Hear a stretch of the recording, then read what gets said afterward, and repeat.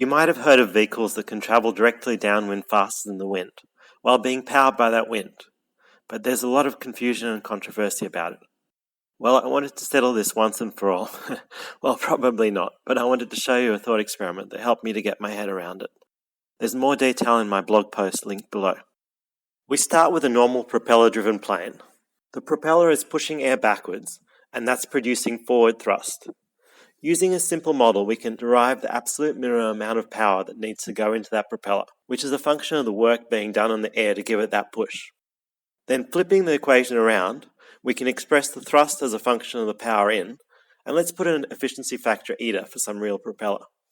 That efficiency factor might change with velocity, but the important thing is that it's less than 1. And as well as thrust, there's aerodynamic drag on the plane. Let's say these forces are balanced, and this plane is cruising at a constant 100 knots. If we have a tailwind, say 30 knots, nothing changes. Given the same power into the propeller, the plane still goes 100 knots relative to the air, which is now 130 knots relative to the ground. Next, imagine we attach a long trundle wheel to the airplane, and it rolls along some very flat ground. Assume that the wheel is beautifully engineered so that its rotational inertia and its rolling resistance are small. Then again, nothing changes. The wheel just rolls along the ground underneath the plane. Then imagine we add a generator to the trundle wheel axle. The generator produces a torque on the wheel, tending to slow down the wheel, and ultimately an extra drag force on the plane. We can work out this retarding force in terms of the power we're trying to extract from the wheel. Now suddenly the plane runs out of fuel, and the question is, can we use this trundle wheel to power the plane and maybe even accelerate it? Bizarrely, the answer is yes in some cases, because for a given power that we're extracting from the wheel, the force here depends on the ground speed, while the force here depends on the airspeed.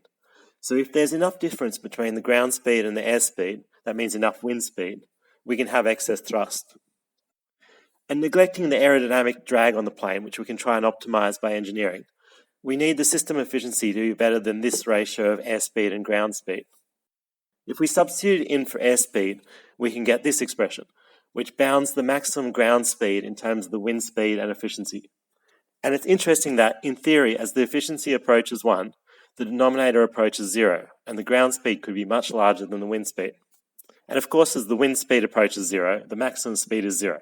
The energy has to be coming from the wind. That was just a quick fly-through. If you want more detail, you can read my blog post linked below.